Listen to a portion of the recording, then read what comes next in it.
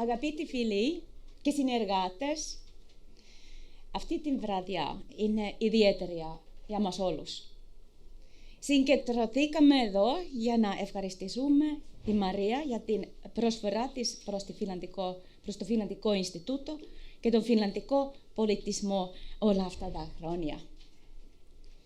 Εδώ απόψε βρίσκονται παλιότεροι διευθυντές του Ινστιτούτου, distinguished gentlemen of this evening, για να τιμήσουν τη Μαρία και να της ευχηθούν όλα τα καλύτερα από τα εδώ και πέρα.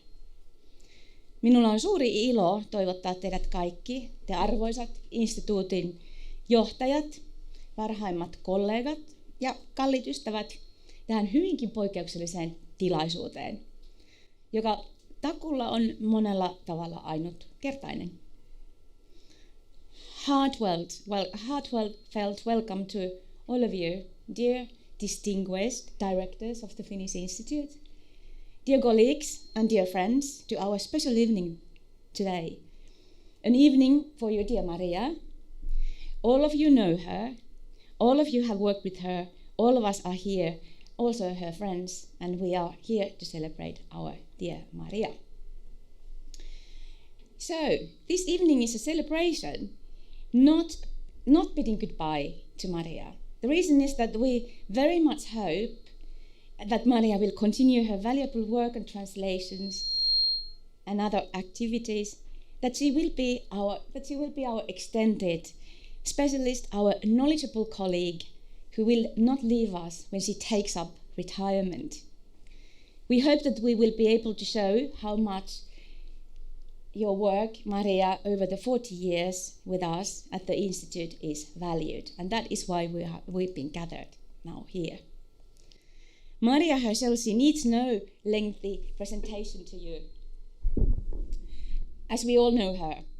Let's still mention that she has been an instrumental employee of the Institute since the very beginning of our history, from '84. She has seen everything and everyone, been there in all the high points, in openings, inaugurations and celebrations, to also difficulties from damages caused by the earthquakes or floodings or conquering infestations of pests in our premises. She has kept also the relations between Finland and Greece alive. She's created new ones and tirelessly given the priority to the Institute's best. She has also helped and given her hand when needed. We all have the personal memories of this. I have my personal ones, and I do remember when she came to help me when I wasn't even employed by the Institute. So there we all know this really well. Maria is also a very prolific translator of the Finnish literature in the Greek.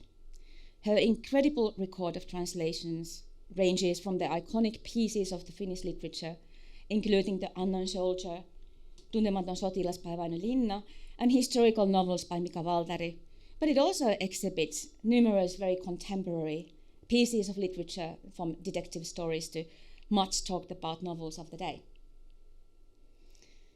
Maria received an honorary distinction by the Hellenic Society of Translators of Literature for her translation of Kalevala in 1994, and the Order of the White Rose of Finland by the Finnish state for her contribution to the dissemination of Finnish letters in 1996. In 2011, Maria was awarded the Finnish State Translation Award for her foreign translators. I do not actually, and I doubt that any one of you would know anybody else with non-native connection to Finland whose command of the Finnish language yields to such nuances and lengths as Maria's. Every Finn usually thinks that a perfect command of our language is a near impossibility. But Maria has shown us that it is not. She simply is the best in this. This is why, Maria, you deserve our thanks. And when wondering that what we could do for long and hard some months ago, to show our gratitude, and at the same time, and how would we make you happy? So I was thinking of this, but it was you, Maria, who provided us with an opportunity to arrange something very exceptional, something which certainly is a once-in-a-lifetime event, an occasion for all of us. And this is why we have all the Institute's former directors who still are amongst us, except for two who couldn't for the other commitments come today. But here they are. They all wanted to come, and this response and willingness to come was almost touching, as I mentioned earlier. So it shows at the same time the history of the Institute with you, Maria, and reason to celebrate that together this evening.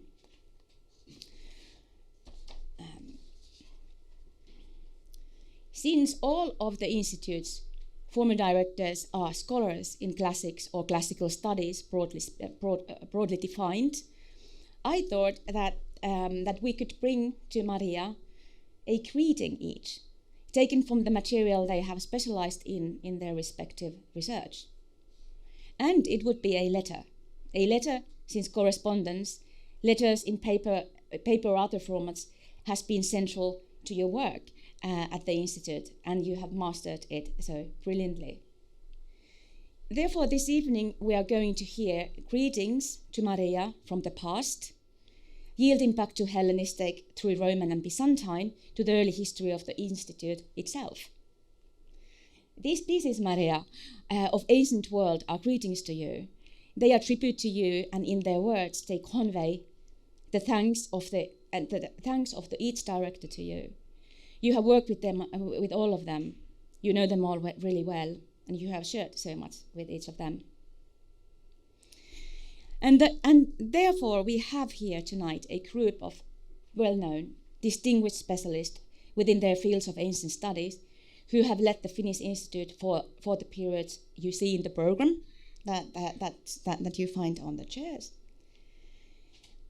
Put together the number of books, articles, academic awards, pieces, prizes, large research grants and academic programs, etc., would be simply stunning and massive of these gentlemen that we have here this evening. All of them have raised generations of students and educated scholars to continue their legacy in their own fields of scholarship. Their voices have been heard in cultural and scholarly discourses in the public in Finland and abroad. Simply, they have given faces and voices to the study of ancient Greece and Rome in our country, and importantly, to our institute at its own and to its own history, which they have shaped and created. I'm not as yet a former director of the institute, but I still want to present to you, Maria, my own letter from the past. As a mouthpiece, I chose, maybe not surprisingly to you, Maria, I chose Mnesiergos, who resided in Haidari in the theme of Hermos in Attica after 400 or around 400 BC, and seemed to have been suffering from cold weather and lack of money when he was there. He took up a pen, or rather a scraping tool, to carve letters on a cheap lead and wrote to his family in Athens, asking them to buy in town a sheepskin or goatskin, diphthera, the cheapest possible kind, the type that is not as yet shaped into leathern cloak, kind of an overcoat, sisura, together with shoe soles. He bids his family, or literally those at home, most probably in Kerameikos, in Athens, if the place of earthenware pottery is taken as a reference to the Potter's district in Kerameikos. So he bids his family to take these items, these leather thingies, to Nausias and Thrasocles, or his son, who will either bring them to him or keep them until he can come to fetch them. Nesi Hergos promises to pay when he gets a chance, that is, when I can.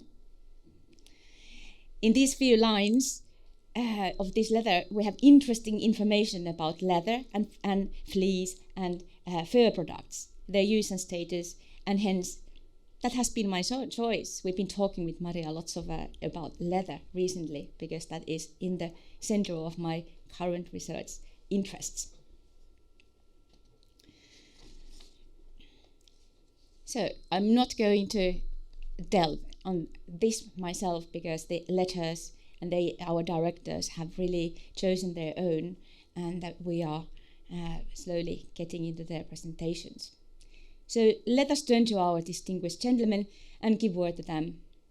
So ladies and gentlemen here, in an orderly chronological order, we have an honor to first hear Paavo Castrén, who's a professor emeritus in classical philology at the University of Helsinki. He specialized in his work especially in the Latin epigraphy, social history of Rome and Pompeii, as well as in the study of late antiquity. He has also translated and commented such iconic texts as Homeric epics into Finnish, and written a number of awarded publications on antiquity for wider public, and thereby made ancient scholarship known in Finland perhaps more than any other. But for us at the Institute, most importantly, it was Paavo who established the Institute. He was very instrumental in giving the form of the Institute in its very beginning, and absolutely without his energetic and tireless efforts, we, nor our Institute, not any one of us, would not be here today. It was Paavo who employed Maria to work for the new institute in Athens. He has exceptionally and understandably and very welcomely chosen to present to us the first letters of the Institute to start our greetings this evening. Welcome, Paavo. Ladies and gentlemen, dear friends and colleagues, and especially Maria, I would almost say gratia plena, who has been the spirit of this institute for almost 40 years. The foundation of the Finnish Institute at Athens was established in 1983 as an initiative of some intellectuals, such as a rector and subsequently Chancellor of the University of Helsinki, Nils Åkerblom, and the art historian Göran Schild, who had written several books on his travels to the Mediterranean world, and who also owned a beautiful house on Leros. Initially, the enterprise was financed by some universities, some public and private foundations, and some commercial companies which had had contacts with Greece since the post-war period. The Consul General of Finland in Greece, Mr. Konstantin Lazarakis, who already for some time had granted scholarship to Finnish students and scholars to work in Greece, promised to answer for the rent of a temporary lodging until the Finnish government would take the responsibility of financing the institute. The Finnish Ministry of Education and Culture was not especially enthusiastic for the enterprise, but promised financing if the institute would still stay alive after a trial period of 3 years. At that time, Finland had only one institute abroad, Institutum Romanum Finlandiae, a scientific institute which for the founding fathers acted as a model for the new institute. In the press, there were some doubts on the character of the new institute, because in the period of the junta of the colonels in Greece, quite many young intellectuals had immigrated temporarily to Finland and participated actively in the social and cultural life. Some prominent newspapers branded the new institute as a Sirtaki Institute and anticipated that it would limit the financial support of the institute in Rome. Notwithstanding the protest, the idea developed quickly, and already in the same year the search of the director for the institute began. For some practical reasons, I was called to this task. I have only one child, but the other candidates had many. Although I did not speak modern Greek and was only superficially acquainted with the Greek politics of the time, in the spring 1984 I was sent to Athens to seek for an apartment which would at least temporarily satisfy our expectations. In the residence of the ambassador of Finland in Athens, Dr. Eva-Kristiina Mäkeläinen, who was also a cultural historian, I met the director of the Swedish Archaeological Institute, Dr. Robin Hägg, whom I had met in Rome already in the early 60s, when we were both studying at our respective institutes there. At that time, Sweden was the only Nordic land to have an institute in Athens, and they had generously given also other Scandinavian scholars a possibility of using their opportunities and facilities when studying in Greece. It became clear that the Swedish Institute considered it of great importance that the new Finnish institute stayed somewhere in their neighborhood to facilitate future collaboration. The Swedes set to work and within a week helped me to find quite a suitable apartment in Kukaki quarter in the nearest vicinity. I hired it immediately, and the owner promised to make there a superficial renovation. When I returned to Athens at the beginning of September '84, I had a 2 weeks tourist journey to Athens with a stay in a modest hotel, 2 suitcases, a nice but empty apartment in the area next to the Acropolis, and very little else. In those circumstances, I wrote the first letters of the Institute by hand on a corner of my hotel room table. Furthermore, I did not have a telephone because the hand telephones were not yet in common use, nor did I have a typewriter, nor credit cards to pay the necessary telephone calls to Finland, and must pay everything in cash and change the Finnish marks into drachmas. The official letters, which came from Finland in Finnish, I had to translate into Swedish or English to have them translated further into Greek by the Swedish Institute or by the embassy. The most alarming fact, however, was that the board of directors in Finland had not yet decided what kind of institute we were going to have. Some spheres in Finland and the embassy of Athens favored a cultural institute, which of course would facilitate their burden in some cases. But that was against the directions I had been given by the board, which favored instead a scientific institute like that in Rome, which according to the Greek law was not a possibility. In the meantime, I was slowly able to start contacting the directors of other 12 foreign institutes.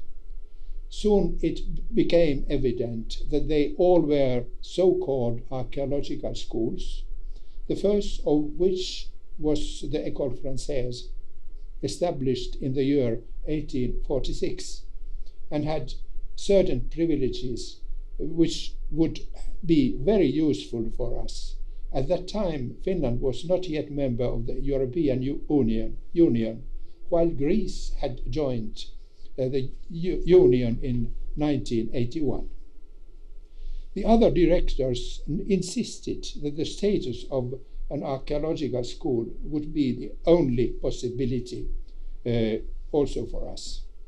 This status gave the possibility of undertaking archaeological excavations and carry on studies on Greek history and civilization, but did not limit engaging in cultural activities as well. The crucial change into better came after the beginning of February 1985, that is 5 months after my arrival in Athens, when I, after some resistance, succeeded in convincing the board to employ Miss Maria Martsuku as the secretary of the institute. I knew Maria from Helsinki, where she had studied for several years and had participated in my lectures. I also knew that she mastered Finnish very well and was also acquainted with the Finnish literature. She took over the correspondence of the Institute in such a perfect manner that more than once the Greek authorities commented the elegant style of her letters. During her stay in Finland, she had studied ancient Greek and Finnish philology at the University of Helsinki and become acquainted with the Finnish folk poetry and the foremost academic experts in it. Fortunately, Maria could use her Finnish studies to complete soon her academic degree at the University of Thessaloniki. She has said that the idea of starting to translate Finnish folk poetry into Greek came to her by chance. While following the lectures on the subject held in Finnish, she often made notes in Greek and also translated some chapters which had been discussed. These she showed to a friend who was a member of the editorial board of the literary magazine Porphyras, which later became to play an important role in her life. The magazine wanted to publish them, and thus her work as translator began, and a new kind of letters started to circulate between her and the publishing companies. One of the first events of the Finnish Institute at Athens was to celebrate in November 1985 the 150th anniversary of the appearance of the first version of our national epic Kalevala, the so-called Old Kalevala, a milestone in the Finnish cultural history. For a long time it had been a general impression in Scandinavia that Finns could hardly ever develop anything that could be called a higher culture. All of a sudden, one work demonstrated that this was not true, but instead a high-level Finnish folk poetry had been created and remained in vigor for centuries. The Kalevala was the compilation of a physician and an important representative of the revival of Finnish nationalism, Elias Lönnrot, who at the beginning of the 19th century collected a great number of the original Finnish folk poetry, mostly in eastern Finland and in the White Sea, Karelia, where it had been preserved longer and in a purer form than in western Finland, and ordered a part of the material to create a continuous story. Lönnrot had studied the great Greek epics and also translated parts of them. It is evident that he used them as a model of his work. When this first version of Kalevala, the so-called Old Kalevala, appeared, it was initially quite a shock to the Swedish and Finnish-speaking intellectual alike. Of course, there had been Finnish literature since the 16th century, but it was mostly of religious nature. The contents and vocabulary of the Old Kalevala was so different from everyday speech and all the older Finnish literature that it remained strange even through academic circles, no matter if their own language was Finnish or Swedish. The only way to get acquainted with Kalevala was a translation. The appearance of the Kalevala, Old Kalevala, in 1835 was a turning point in the life of Matthias Alexander Castrén, a younger friend and colleague of Lönnrot and an early relative of mine, who had mainly studied classical and oriental languages, but devoted now himself entirely to Finnish studies, including all the languages and cultures related to Finnish. In 1841, he published a Swedish translation of the Old Kalevala, which for the first time made it really understandable to the public, in Finland and abroad alike. It inspired a number of nationalist researchers all over the world to study the Finnish language and culture and to interpret the historical events behind the songs. Recently, a new comprehensive edition of this first translation of Kalevala has appeared by Kaisa Häkkinen, a famous etymologist and member of the Academy of Finland. In this work, she has revealed the enormous significance of Tristalan's translation for the literature of the Finnish Romanticism and naturalism. We all often discuss, Maria and myself, that there were quite many unknown, very complicated expressions and words in Kalevala. And Matthias Alexander Castrén could explain what they really mean.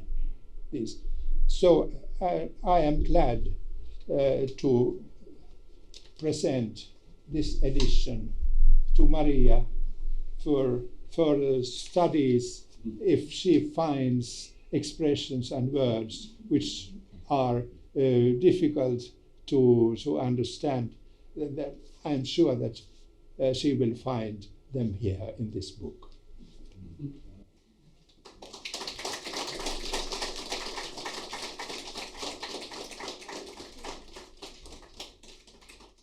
We go further. We go to Jaakko Frasén.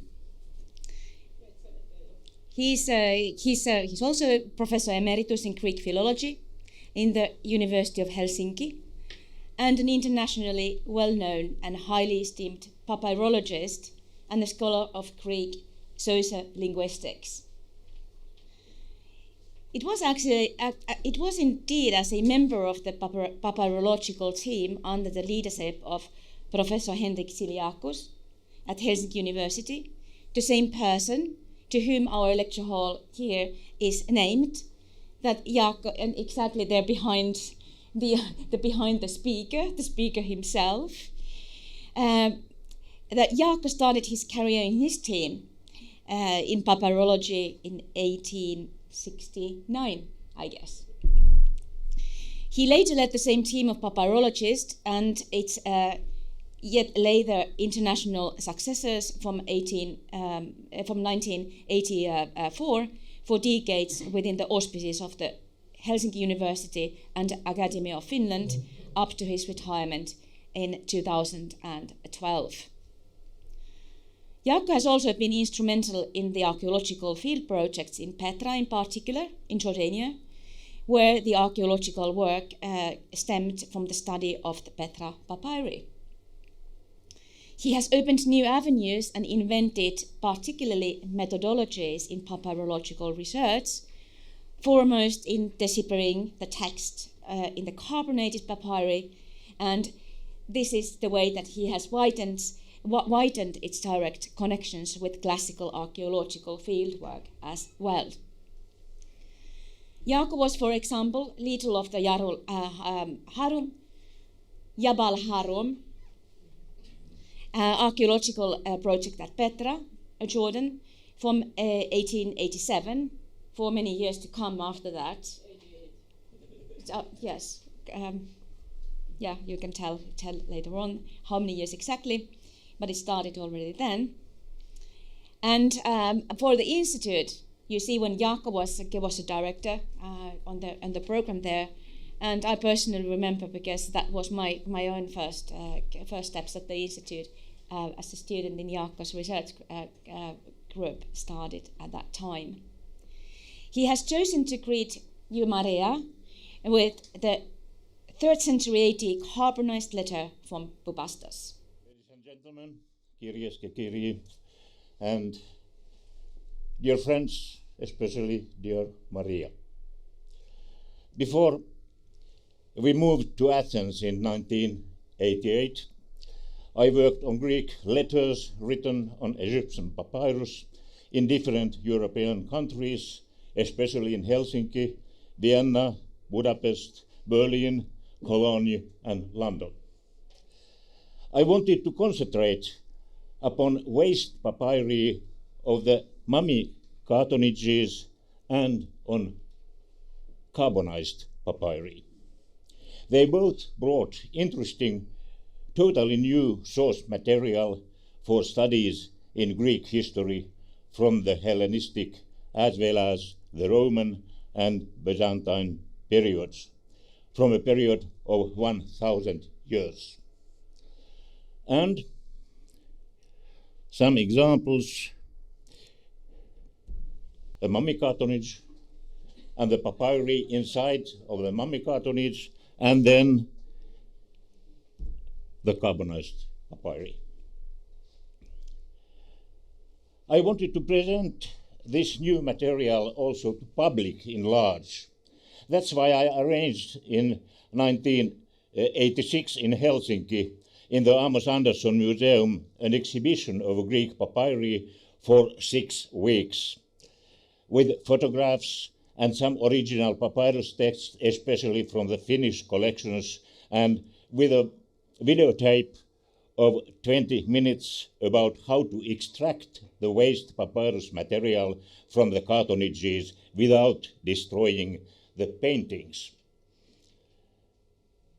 The exhibition was arranged also in the Mediterranean Museum in Stockholm in 1990 for 4 months. But that time I was already here in Athens and I needed help of my friends. For Stockholm, I wrote a new publication, a catalogue of the exhibition in Swedish. Before leaving Athens in 1992, I wanted to present the same exhibition to the Athenians, especially because a small part of my large carbonized official archive from Bubastos in the Nile Delta was situated here at the University of Athens. The exhibition was arranged in the cultural center of the municipality of Athens for 2 weeks only, but then removed to the Gennadios Library for 1 more month. I'm very grateful to Maria Martsuku for all her help in contacting the right people and in building the exhibition. A new publication was needed as well. With the help of Jörgen Ernston and Brenda Konrad from the Swedish Institute, we created an English version, which was then translated together with the videotape into Greek of today by Maria Martsuku. Among the material of the exhibition, there were many interesting official letters, all kind of people, from private persons to highest officials and to the Ptolemaic king or queen of the Hellenistic period, or later to the Roman emperor himself, who, in the need of more taxes, wrote a letter to the Roman Senate. Mostly the question was about money and taxation. Anyhow, my favorite Greek letter is not one of those papyri. My favorite is a very short letter, also concerning money, found in Philadelphia in the oasis of Fayoum in Egypt during illegal excavations in the 1920s and published in 1974.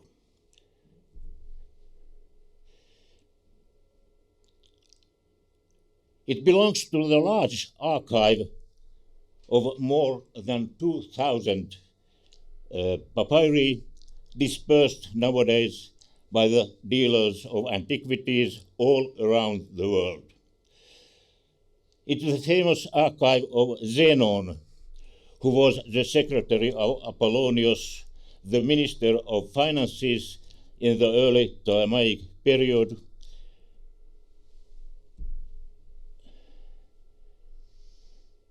In that short letter, which has been taken as exemplary by the British scholars and politicians too, there is everything needed and nothing too much.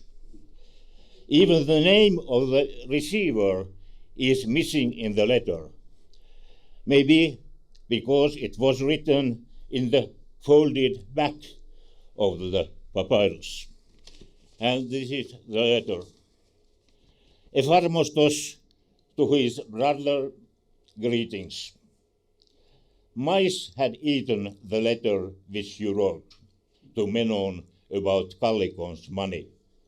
So please write quickly in order that Callicon may not be held up. Farewell. And on the back to Zenon. Havent sua fata papyri. Anja Fresen was, of course, here with during the time when Jaakko was a director at the Institute. And I think that, Anja, you have brought us a musical letter. The Finnish Institute at Athens is not only an archaeological school or an institute of scholarship. It also hosts a wide range of other cultural activities.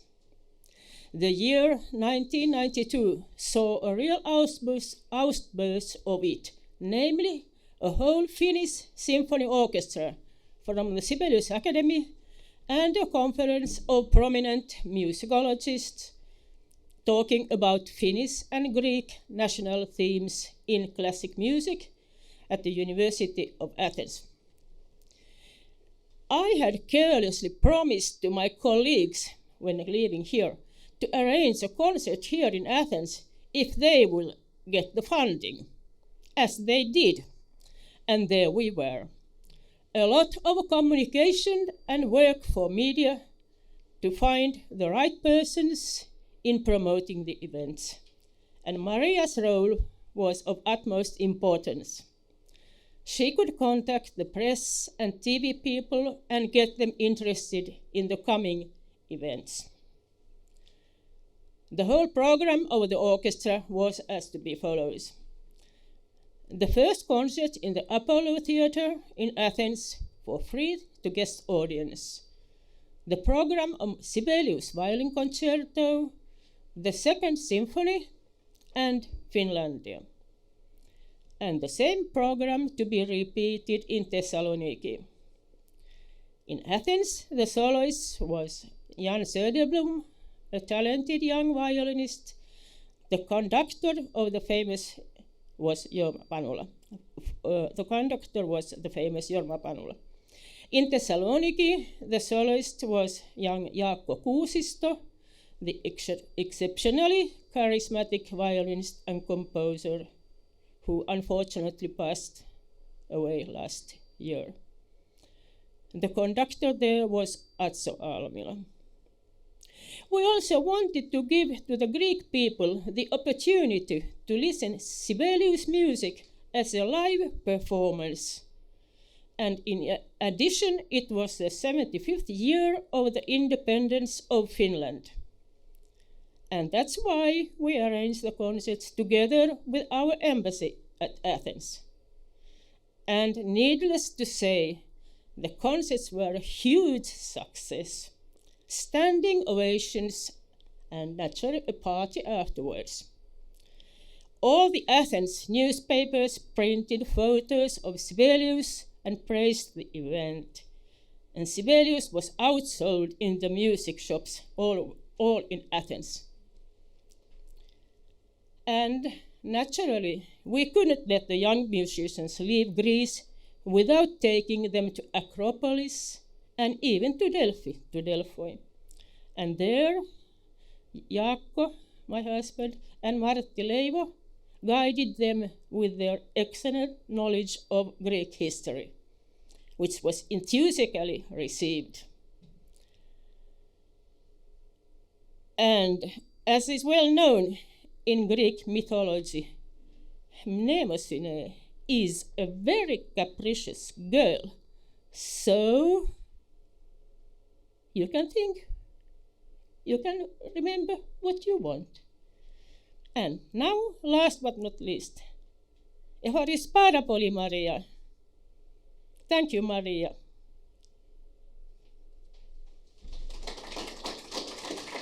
Gunnar af Hellström. Gunnar is Professor Emeritus as well in dogmatics at Åbo Academy in Turku.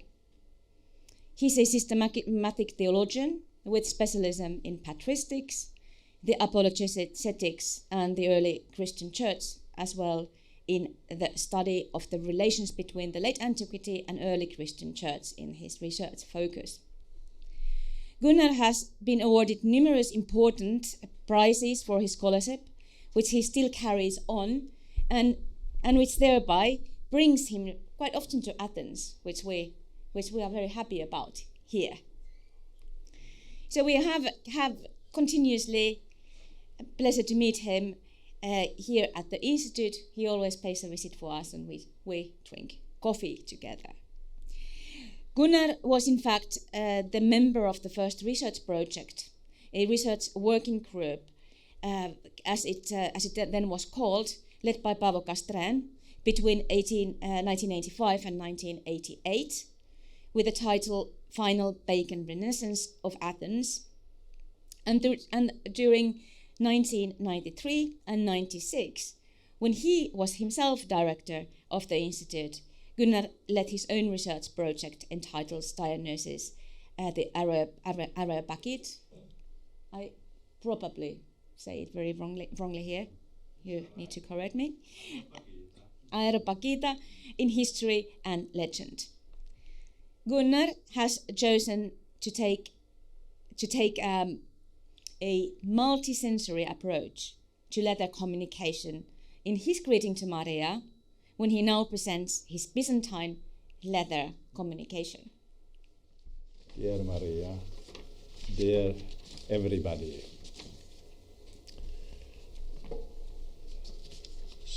young scholars, they are always hungry. And so was also the young philologist Thomas from Arezzo. And he went in his hunger to the fish market in Constantinople and bought a fish. And he realized that there is something interesting in the paper in which the fish was wrapped. And this way, the so-called letter to Diognetum was found. A text in bad condition, not because of mice, but because of fish. It's not complete, the end is missing. If the fish had been a little bit bigger, then we might have the whole text, but now we have only a part of it.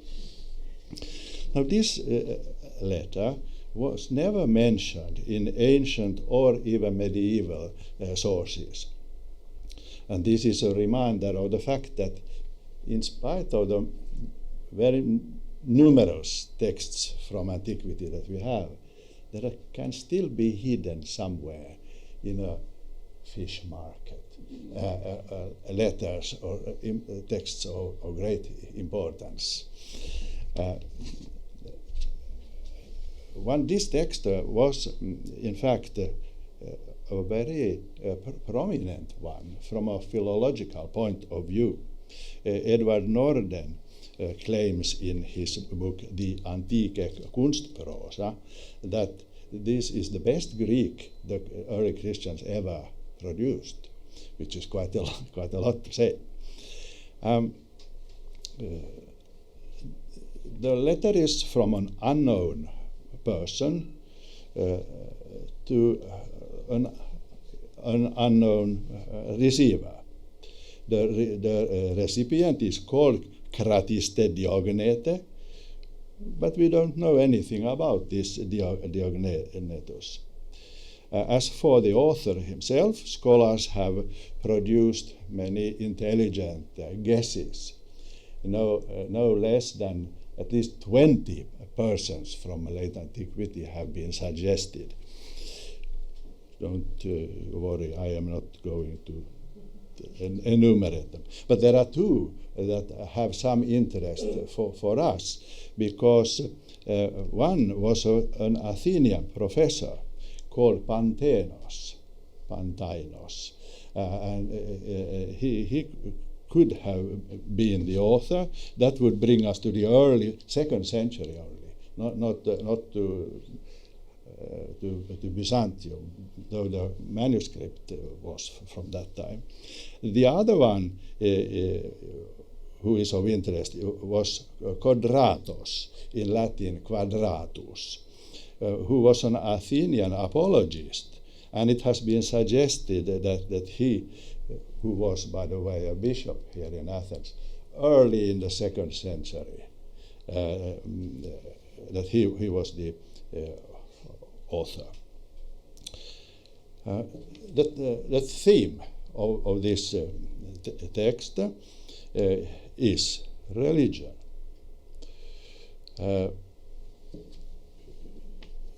Both parties, both the writer and his both the writer and the receiver were very interested in religious matters, but they represented opposites.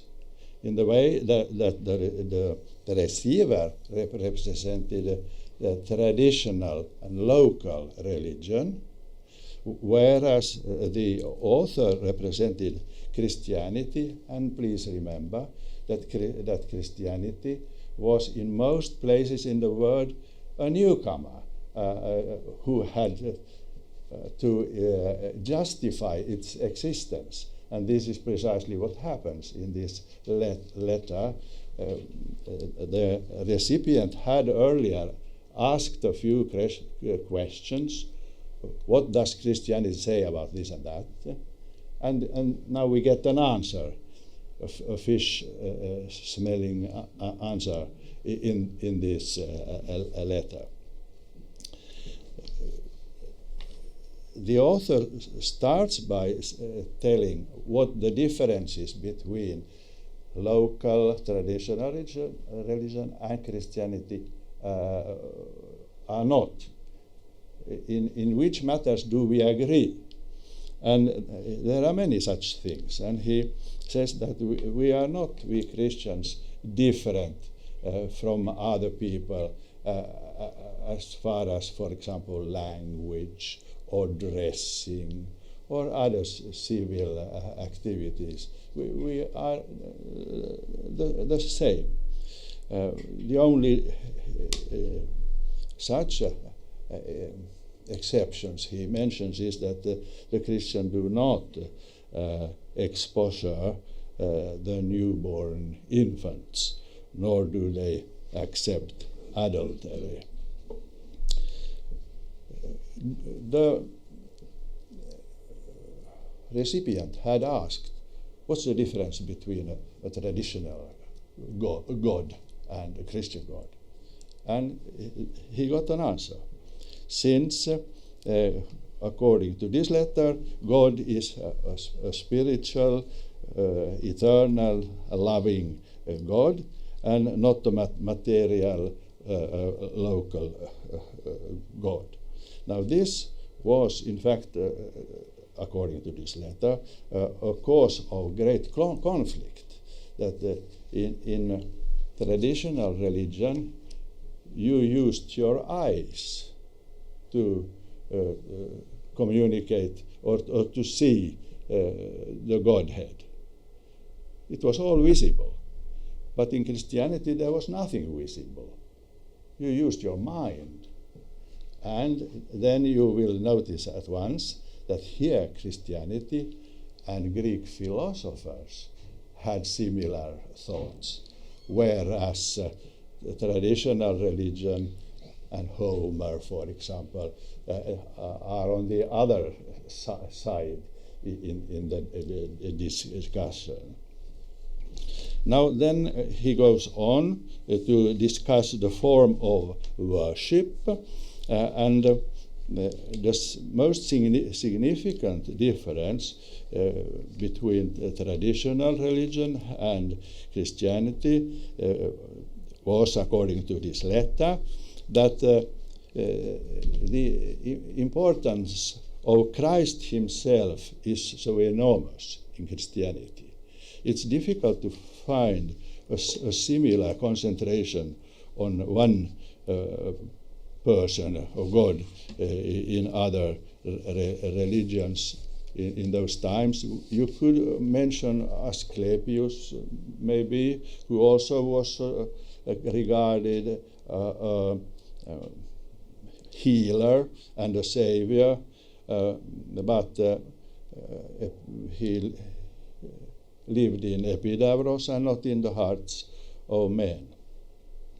Then there are some ethical principles also discussed in this letter, and here it brings some interesting aspects to what Christian life is about. The key word is mimetis. What could that be? That's an imitator, isn't it? So, what is a Christian? It's a person who imitates Christ, who imitates a God, and that's it. That's the heart of Christian behavior. And in particular, this means that we, as God does, are called to provide and to help other people. It's something divine, says this letter. To help other people who need assistance, that's something divine. I couldn't help thinking of Maria. Yes, she has assisted us in so many ways. Well, that was a digression, but you understand what I mean. The letter goes even further by saying that if you, as God, like God, take care of the needy, then you will theos ginete. That's precisely what God does. Take care. So take care, and you are God according to this letter. Now, scholars would not be scholars unless some of them have questioned whether this is a letter or not. And if it's not, then I am out from here, since our topic is letters. But I insist that this is a letter, in spite of the fact that it deals with Christian teaching, philosophical questions. That's not forbidden in a letter. In spite of the fact that there are no greetings in the end, it is a letter because there is no end. The end of the letter is missing. So, in this way, I would say that this is certainly a letter, and it is one of the best summaries of early Christian thinking and life that we have received. Thank you for your attention. Thank you, Gunnar. Multisensory aspects to Christianity, I love it. Olli Salomies is then next in chronology. Olli is a professor emeritus as well in Latin literature in the University of Helsinki. He is the most prominent and internationally recognized Finnish scholar in Latin literature, with especially, but not exclusively, onomastics as his specialism. Olli is one of those extremely prolific scholars. The number of scholarly articles he has written approaches 300 at one point soon, I'm afraid. So there we go. If it is to believe the statistics that you easily find in the internet. And his books in onomastics are widely used, handbooks by everyone studying Roman literature and society. Olli, for his part, has chosen to present us examples, and the Greek Maria, examples from probably, I guess, both from the little bit higher level and private registers, let's see, in the letter writing in his greeting to Maria via Kigeros communication. So please, Olli. Well, dear Maria and dear other members of the public here and dear members, friends and of the Institute, I'm not sure my topic is really relevant for this occasion, but in any case, my subject is basically the relationship of Cicero, the Roman statesman of the 1st century BC, with Greece and especially the Greeks themselves, as reflected by the man's letters, of which there are almost 1,000. But when I say Greece and Greeks, I'm referring to the ancient Greek East, mainly to what is modern Greece, but also to what is modern Western Asia Minor, rather than to Western Greeks in Sicily and elsewhere. Among Greeks, I have included Romans who had moved to Greece and resided in Greece, lived there permanently. Now, but I can't go into my subject immediately, so I need to furnish you with some background, and that's why I start with how a man like Cicero, the man who we really know well because of the sources, how he got involved with things Greek. And now, Cicero, as probably most upper-class Romans, came into contact already as a boy at school, and we know that he was listening to Greek philosophers as a small boy, but certainly in Greek, not in Latin, which was his mother language.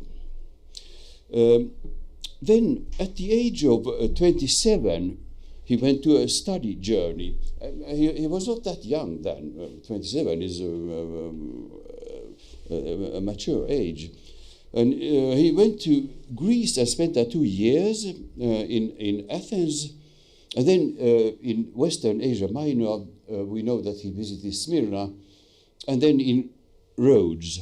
And now he started to listen to not only to philosophers, but also to rhetoricians, which in a way defined his further career.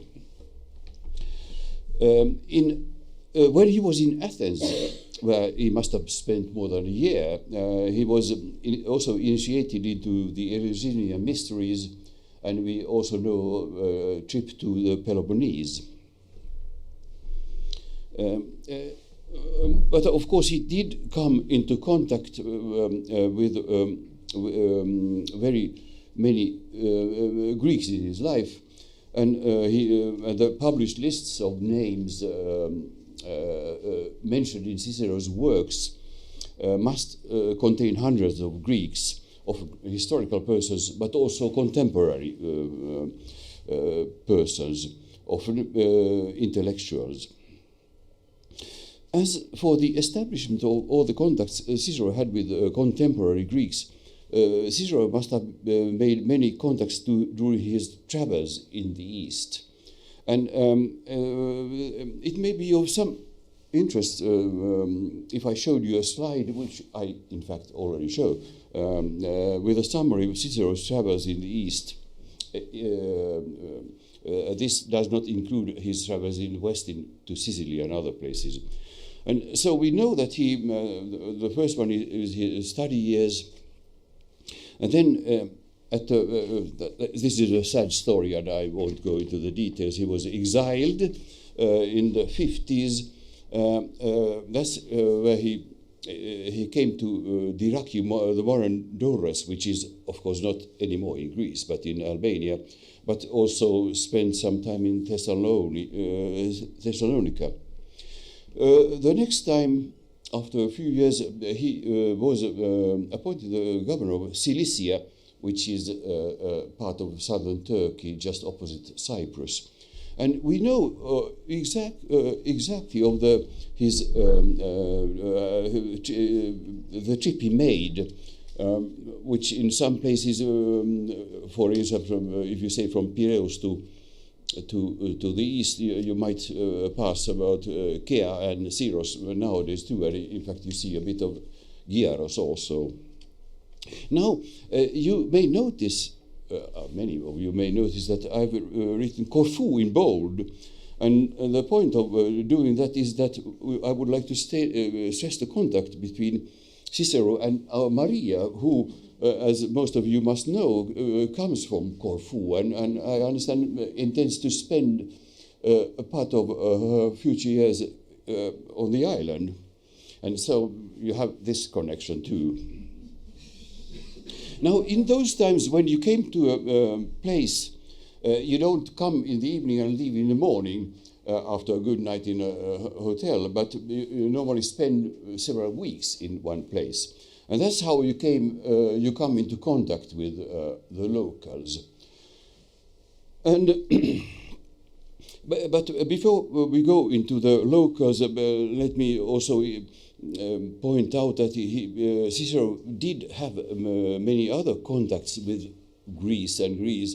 For example, we know that he was a member of a senatorial commission when he was in his early 30s, dealing with Oropos, with the sanctuary, and later he spoke in the Senate in favor of the liberty of the people of Tenedos, which is a pretty small place to be independent, but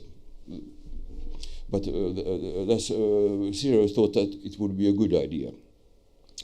But then, that much for the background. I now come to my subject proper, which are, as I said, Greeks and Romans living in the East, as reflected in Cicero's letters. In order to deal with this particular subject, I shall concentrate on the most relevant category of letters, namely the letters of recommendation, where you write a letter on behalf of someone addressing that letter to some important person. Now, there are very many letters of recommendation among Cicero's letters, and they are relevant in this context because the person whom Cicero recommends to his influential friends or friends, they clearly belong to Cicero's personal network, and can thus illustrate the connections he had with people outside the highest circles, because the people who you recommend are not members of the highest circles. And but also the regions his influence extended to. And most of the letters of recommendation we have, of course we have not even 1% of them, which he wrote once, are from the last years of Cicero's life from the 40s BC. Now, I have compiled a list of Greeks and Romans residing in Greece, as defined earlier, recommended in book 13 of Cicero's letters. And what we find here is not very much, but it's of some interest. An asterisk means people who Cicero must have met when he was governor of Cilicia in Eastern Asia, modern Eastern Turkey.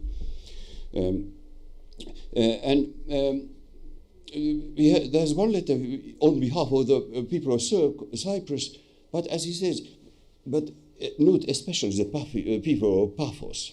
So this seems to mean that the one he addresses the letter need not care very much about the rest, as long as they think about Paphos.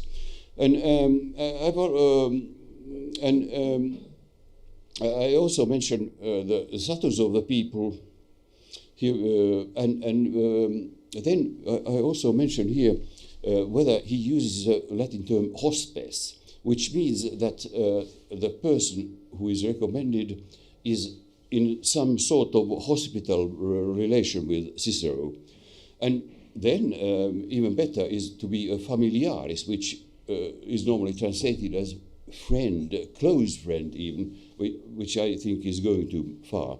In any case, we have here merchants, we have, and when I say local noble, I don't mean noble in a way as representing a category we would consider noble, really, but a person who is one of the first in his own city. And we have these people who might also be merchants, because to be a respected person in your own city, you need to be rich, and normally it's better to be a merchant rather than a philosopher in order to be rich. But we also have a doctor. Then we have mainly we have local nobles, but merchants, but they might represent the same category. And we have people from Sikion, we have Larissa in Patre, and so on. And Elis, these people are mainly attested in Western Asia Minor. The fellow, an interesting fact is that this fellow Patro here is recommended to a friend, and even called a friend, which is going very far, for he was an Epicurean, and Cicero normally hates Epicureans, and especially their doctrine. So the man was better than his doctrine, apparently. Now, so we have two kinds of letters, some addressed to friends and some addressed to governors.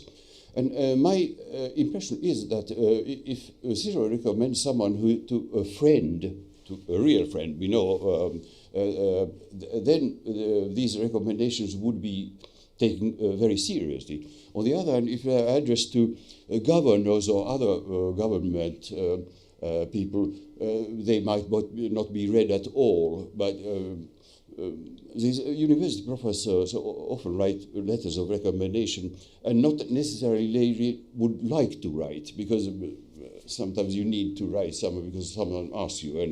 And I would, in some cases, these people might belong to that category. But it's but even more interesting is are the recommended persons themselves. And as you see, some of them are called friends, some are called hospes, guest friend or something like that.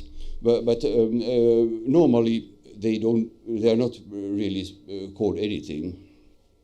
So if Cicero says my friend, then he must really mean that.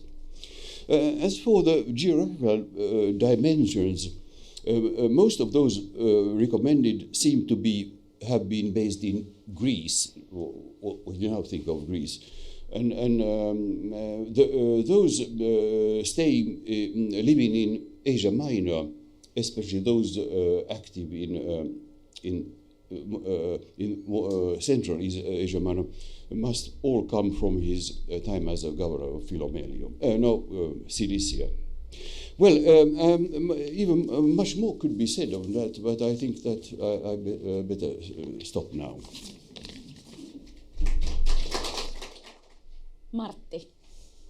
Martti Leivo is next. Martti Leivo is a docent in Greek and Latin literature in the University of Helsinki. He's a specialist in sociolinguistics of Greek and Latin, with focus on themes such as variation and change in Greek and Latin, language contacts in antiquity, as well as dialects in both Latin and Greek. Letters, especially private written communication, has been amongst his recent scholarly interest, and therefore very apt for us today. It was with Martti that the idea of the letters came up in one of the discussions. So we are thankful for that to you, Martti, as well. Martti's scholarly career implies, importantly, also studies in modern Greek, and thus he has been instrumental in educating and giving instructions in modern Greek to recent generations of people, students like us, whose interest lay in the history of Greece, but also in its modern reality. Martti is also a musician and plays bouzouki. Yet for a person like his, this hobby has really been expanded to something which is not hobby anymore sometimes, to the scholarly endeavors in the historical and cultural aspects of the Greek traditional music. Martti's letter here, I guess, implies a conundrum, a vernacular and perhaps a semi-illiterate use of language in a letter that he is going to present to you, Maria, and us next. So let me start by saying that it's great to be here to celebrate Maria's retirement. I met you, Maria, right from the beginning when you arrived in Finland at the age of 19. We soon became friends, and we shared the modern Greek teaching in the University of Helsinki. We organized concerts of Greek musicians and other cultural events. When you then moved back to Greece, you have always been the heart of the Institute. Ευχαριστώ πάρα πολύ για αυτό. Today I thought I would give a brief look at my own research work, and I have chosen one letter that illustrates well kind of detective work I have been trying to do. As my main field of research is linguistics, and as Petra told, in particular language variation and change, and the social use of language and sociolinguistics. So the structure is a bit different from others because I move with the slides. So how about social registers in language? Were there something like ancient sociolinguistics? Well, the answer is there is no doubt that ancient authors knew and understood sociolinguistic registers. So I have two examples only, from Aristotle and from Isidorus. And you can imagine that they are both kind of ancient writers, but they have a time gap of almost 800 years. This is seldom that we realize how long period the so-called ancient period was. So this Aristotle rhetorics, for the uneducated man will not say the same things in the same way as the educated. There are other like this, but I chose that one. Then, here. The other is from Isidorus. In all kind of speech, one has to observe especially these things. Who speaks and in what situation, about what, where, and when. It took about more than 1,000 years that this was realized by modern scholars. The first was Harold Laswell, 1946, who created a kind of model of communication with almost exactly the same words. It focuses on who says what to whom in what channel with what effect. So this was already said by Isidorus. Then we come to the question that somebody speaks his or her mother tongue and somebody speaks or writes to a language which he or she has learned, or should I say they had learned to be a modern linguist. First language phonology creates difficulties when writing foreign language. We all know that when we try and we don't exactly know, if we listen to some foreign language and we try to write it down, it's difficult.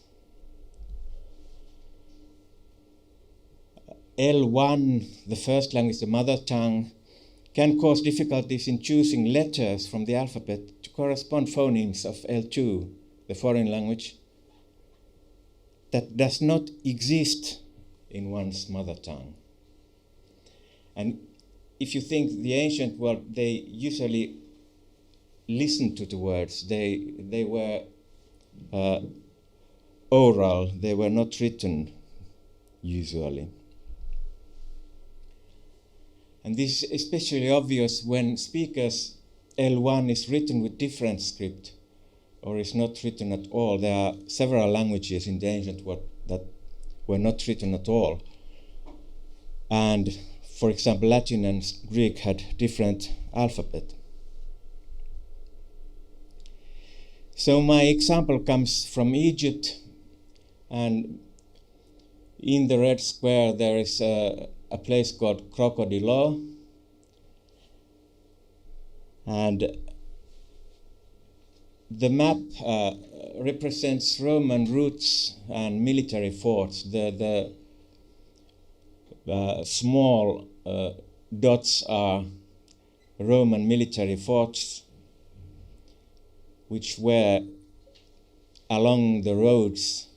This was very special for Romans because they had large mining operations there, and building stones, porphyr, different kind of granite, diorite, and precious stones. So the army watched the activity and was a kind of safe there.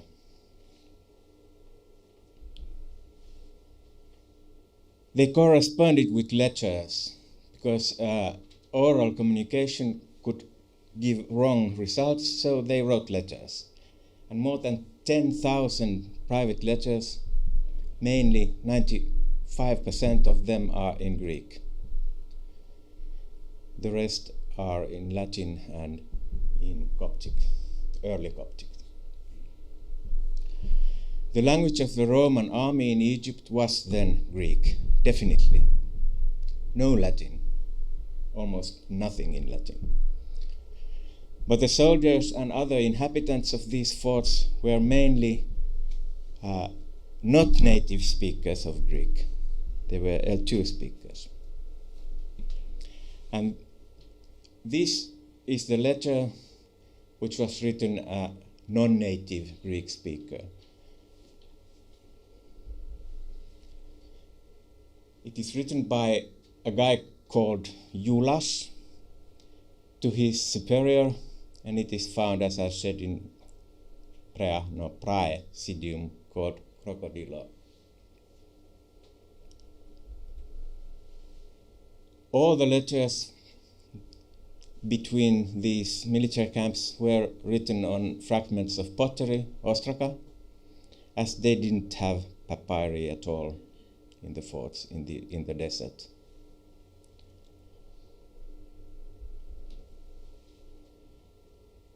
And it seems that Iulas was an Egyptian, but he wrote in Greek as he was in the Roman army.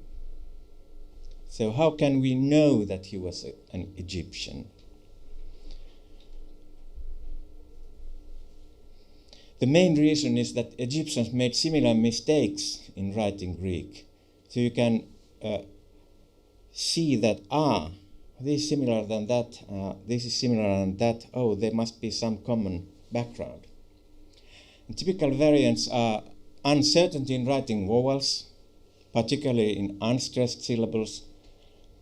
The Coptic wrote mainly O and A, sometimes E.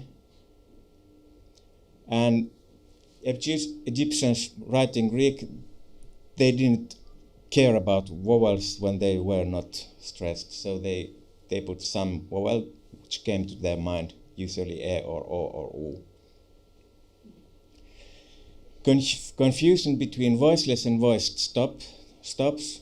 These, like in my native language, and when I speak English, I always have to try to get the voiced stops right. Confusion between fricatives and stops. That means that confusion between t and te. So let's have a look. I have colored yellow the Egyptian language peculiarities and orange kind of specialities that are typical of all Greek writers in the 2nd century CE. So we have here the letter. I don't read it in Greek, but I have made a translation. Iulas to Lucretius, my lord, greetings. Please, could you do what I asked you? Some leather for sandals. Do this favor for your servant.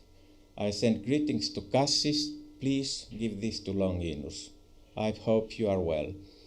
The translation is a suggestion because we don't know what Lantalia means. The word does not exist, but maybe it is sandalia. So we have here typical variants in Egyptian L2 Greek. Iulas writes gyrio. In normal Greek it's gyrio, gyrio, gyrio. Dermatiu, he writes, which is dermatiu, leather. Then this exceptional Lantalia. The suggestion of the editor is sandalia, might be trepto, which is here a servant, and tosis, which is my favorite, which is from the verb to give. Do says dosis. So these elements, there are other ones. If I go back, there are other elements also which are not typical of high standard Greek, but they are different from these in yellow because we can find them in letters that are written by others than Egyptians. They are going to the sphere of variation and language change more than the mixture between native language and learned language. So this is my letter to Maria Lantalia. Maybe you can find the meaning of that. Thank you. Thank you, Martti, for Lantalia, for all of us to think about. Then we have Jari Pakkanen, who is Professor of Greek Archaeology at Royal Holloway, University of London.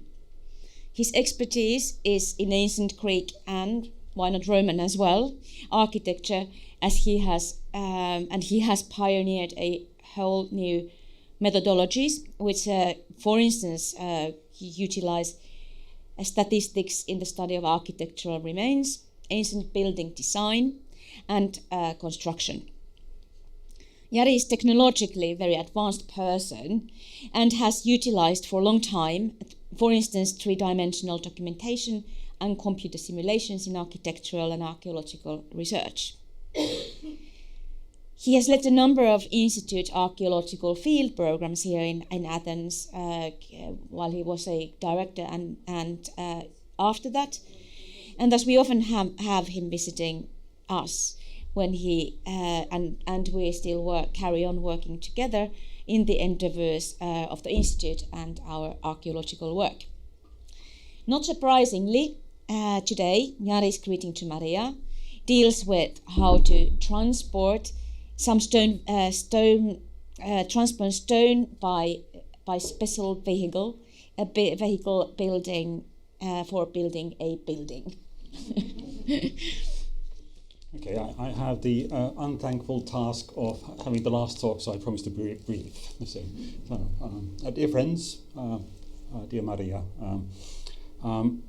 I wish to take this opportunity to thank Maria very warmly for over 30 years that I have known her.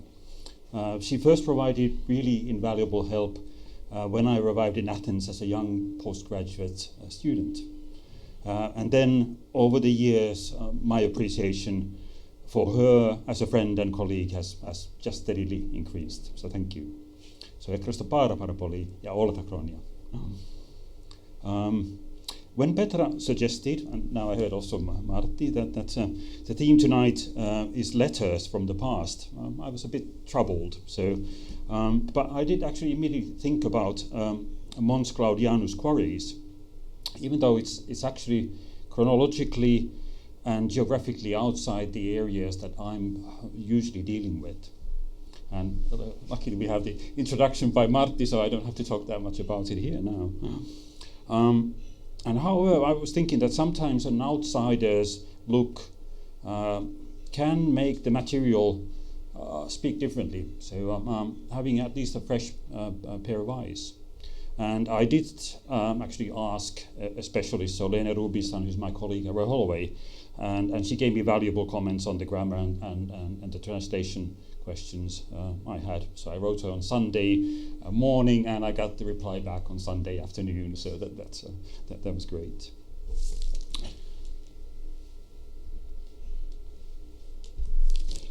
The Eastern Desert is the arid area between the Red Sea and the Nile.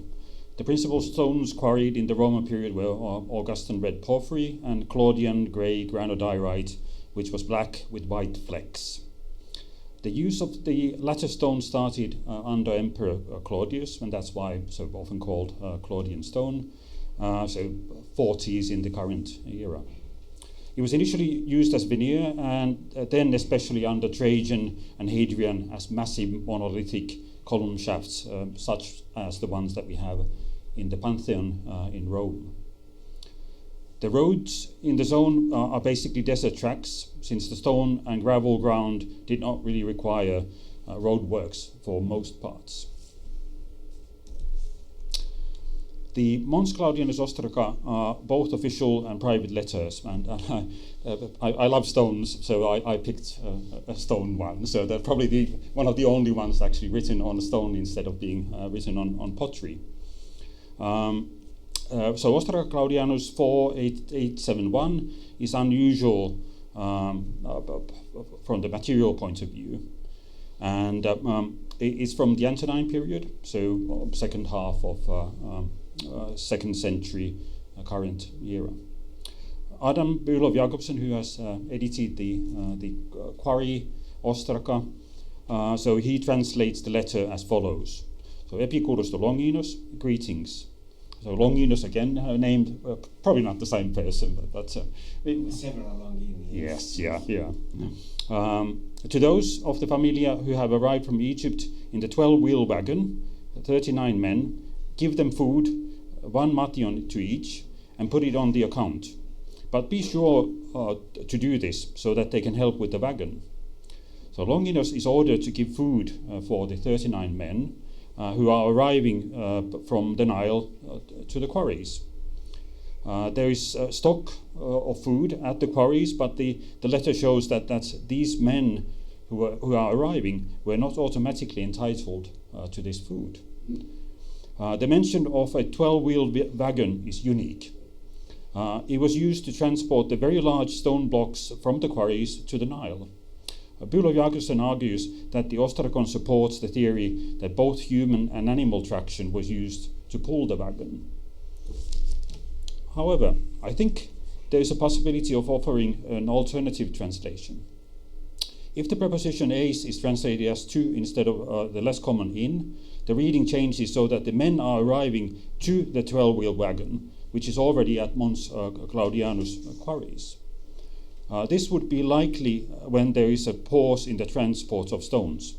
The animals, most likely camels or donkeys, probably camels, would not have been kept at Mons Claudianus where there's no food for them.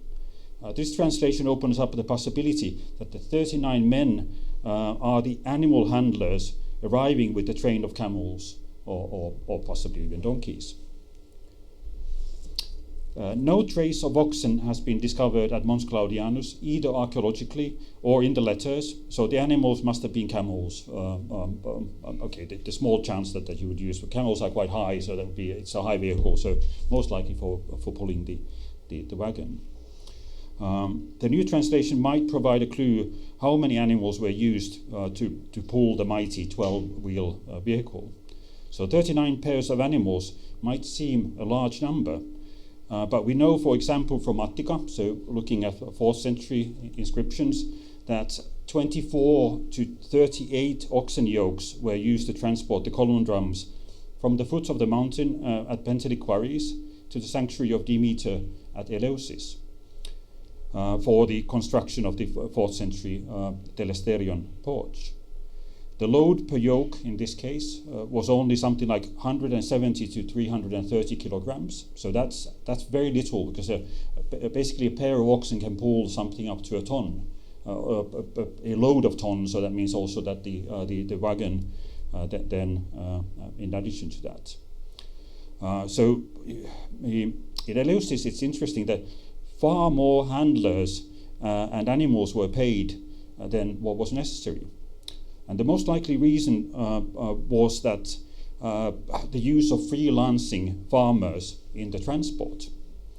Since the overseers of the project did not wish to risk that next time there would not have been enough yokes, all pairs of hands and yokes who showed up were employed. So if 24 pairs of yokes turned up at Pentelicon, 24 got the job. And if 38 turns up, these are basically blocks of the same size, all 38 were actually given a job, and actually quite a good money that they were making out of it.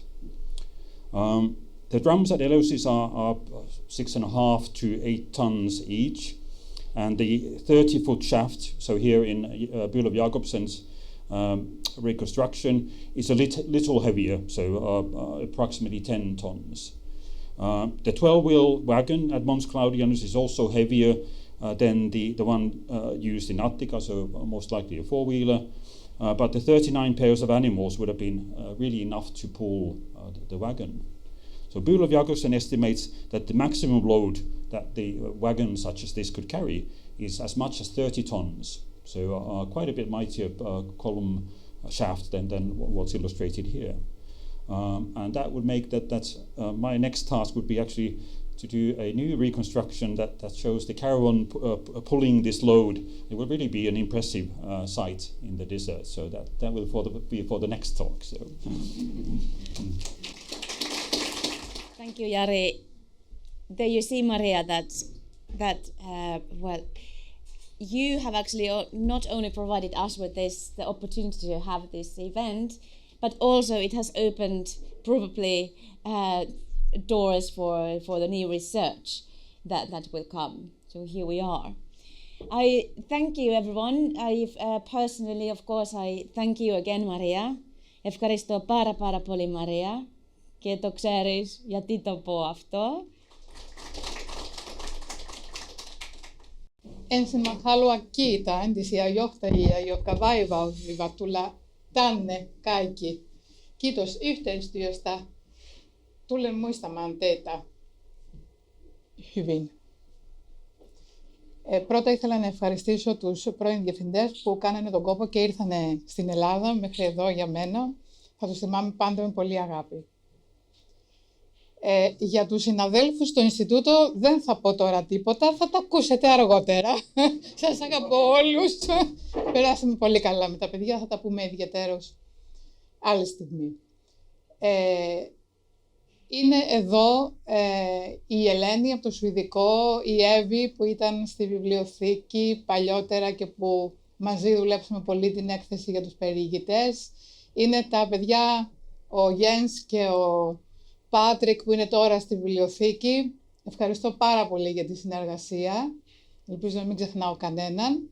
Αλλά ήθελα να πω ένα μεγάλο ευχαριστώ ιδιαίτερα σε κάποιους ανθρώπους που πολλές φορές ήταν και το δεξί και το αριστερό μου χέρι. Μαριλένα, Γιώργο, Μαρία, ευχαριστώ πάρα πολύ.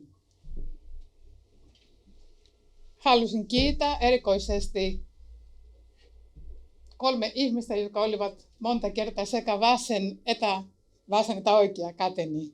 Marilena lähetystöstä, Maria meidän asianajaja ja Jorgos meidän logistis. Kiitos paljon ja kiitos kaikille, kun tulitte tänne tänään. Kiitos.